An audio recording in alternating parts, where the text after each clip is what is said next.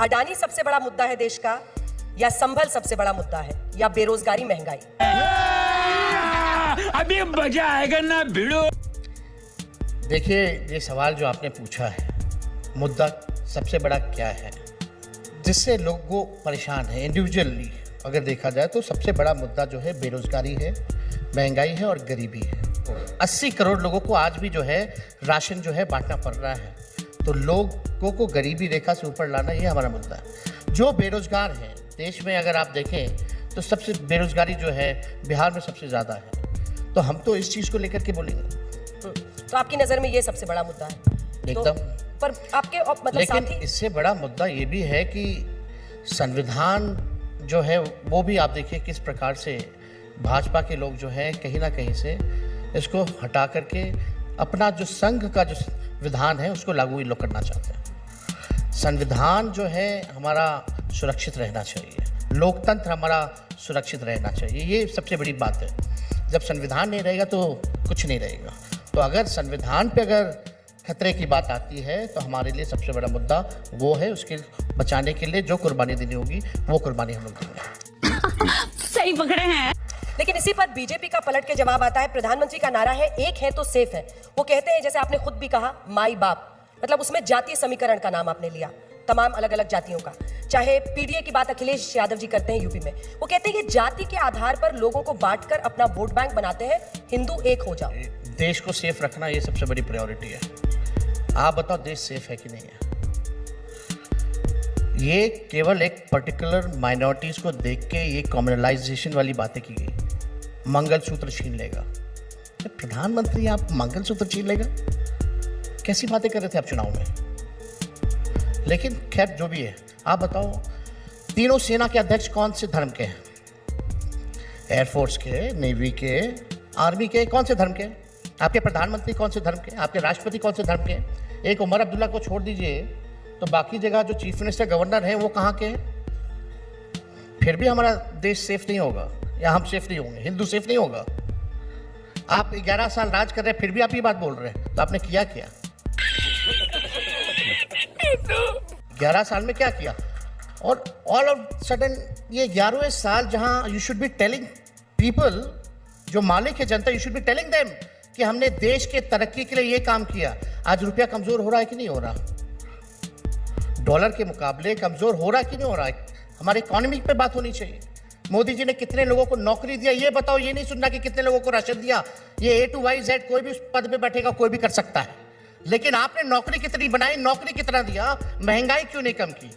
भाजपा के लोगों को पहले 60 रुपया पेट्रोल डीजल था तो डाइन लगती थी, अब 100 रुपया पार हो गया। गैस 400 था, अब 1200 हो गया, तो अब महंगाई डाइन नहीं महबूबा नजर आने लगी है। आप इस पे बात कीजिए ना, मुद्दों पे बात कीजिए। आपने क्या किया इस देश के लिए?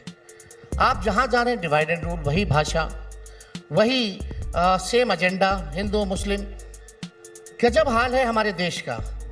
मस्जिदों के अंदर मंदिर खोदा जा रहा है, ढूंढा जा रहा है। अब विदेश में जो है मिनरल्स ढूंढ रहे हैं, मिनरल्स ढूंढ रहे हैं। कहाँ हम लोग लटके पड़े हैं भाई?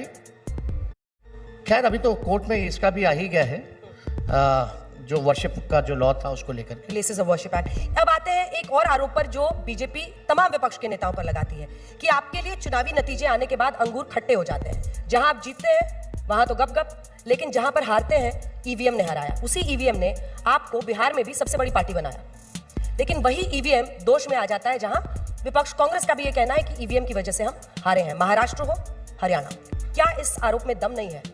देखिए एक बात समझनी चाहिए, इस पे ज़्यादा हम टिप्पा टिप्पणी नहीं करना चाहते हैं, लेकिन ईवीएम को लेकर के डाउट बहुत ज़्यादा है। एज एन एग्जाम्पल अगर हम देखें, अभी यूपी का जो बाई इलेक्शन हुआ एक सीट पे जहाँ माइनॉरिटी जो है लगभग 70% वहाँ बीजेपी चुनाव जीत जाती है, और माइनॉरिटी के जो कैंडिडेट्स होते हैं उनको वोट नहीं मिल पाता। और आज तक पिछला हिसाब अगर आप देख लें तो कभी ऐसा रहा नहीं उस सीट, पर्टिकुलर सीट पे। तो देखिए मेरा है कि अगर कुछ ईवीएम में ये लोग कुछ करते भी होंगे तो बड़ा माइनॉरिटी जो है कुछ % ऑफ वोट्स पे करते होंगे। मान लीजिए हम 100 सीट जीत रहे होंगे, इस बार जो है 70 सीट जीते, 30 से जो भी है फिर भी बेनिफिट है। तो बेईमानी जो है छोटी छोटी की जाती है, बड़ी माइनॉरिटी की जाती है। अगर एक बूथ पे भी अगर 50 वोट का अगर आप कर दें तो हज़ारों बूथ रहती है, तो आप समझिए कि उतना अपर हैंड रहता है। इलेक्शन कमीशन अपनी तरफ से इस पर जवाब देता है। उनका कहना है कि इस बार उन्होंने कहा कि हाँ, इलेक्शन कमीशन तो देखिए टीटीएम है, ताबड़तोड़ तेल मालिश मोदी जी का करता है। आप बताइए, यूपी में डेट चेंज कर दिए बाई इलेक्शन के, क्या रीजन दिया? पर्व त्योहार, हमसे बड़ा पर्व त्योहार छठ से ज्यादा चल रहा था क्या? बिहार का क्यों नहीं किया फिर? हमारे लिए तो आप तो सिवान की है, बिहार में हम लोगों से ज्यादा बड़ा पर्व तो छठ से ज्यादा कोई बड़ा पर्व है नहीं। वहाँ का नहीं बदला जाता है, वहाँ का बदल दिया जाता है। क्या कारण है? और पहली बार इतिहास में ऐसा हुआ है। इलेक्शन कमीशन में डेट अनाउंस नहीं होता, लेकिन आईटी सेल बीजेपी वालों के पास पहले लिस्ट आ जाता है। ये सच्चाई है। तो आप देखिए, अब इलेक्शन कमीशन अब क्रेडिबल रह नहीं गया है। बहुत लोग आकर के बहुत बातें कहता है, one nation one election.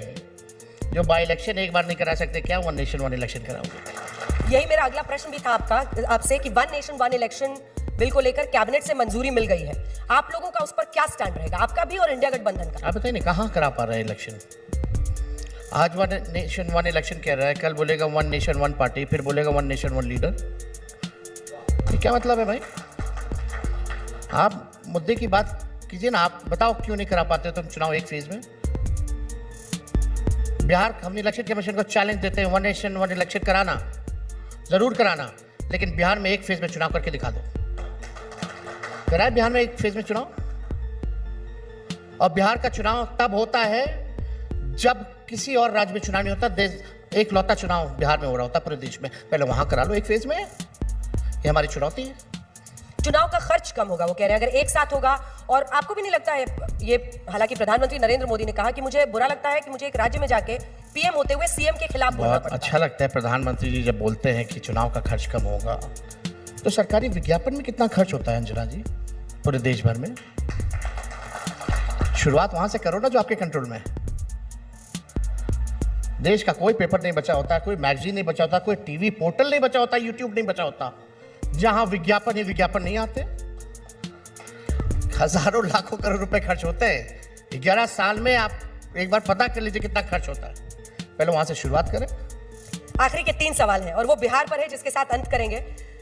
Bihar में तहार असल मुकाबला किससे है? मतलब असल मुकाबला किससे है? नीतीश कुमार से है कि बीजेपी से है कि बीजेपी के गिरिराज सिंह की हिंदुत्व वाली यात्रा से है? किससे मुकाबला है आपका? देखिए, हमारा मुकाबला असल में बेरोजगारी से बा, महंगाई से बा, गरीबी से बा। और इस मुद्दे को लेकर हम चलेंगे, लोगों का साथ मिलेगा तो इस दिशा में भी हम लोग काम करेंगे। ये नफरत फैलाने वालों, ये लोग कोई मुद्दा ही नहीं है। ये तो डरे हुए हैं, तब तो एक हुए इतने। आप लोग ही ना न्यूज़ में दिखाती थी, मोदी जी का कार्टून बड़ा बना देती थी, लालू जी का छोटा, सोनिया जी का छोटा, अरविंद केजरीवाल जी का छोटा, ममता जी का छोटा, सब पकड़े हुए चलता था ना ये कि मोदी ही मोदी है। मोदी जी की तो खुद की कितने एनडीए में कितने पार्टनर्स हैं? 30 है, लेकिन वो तो नहीं चलता था।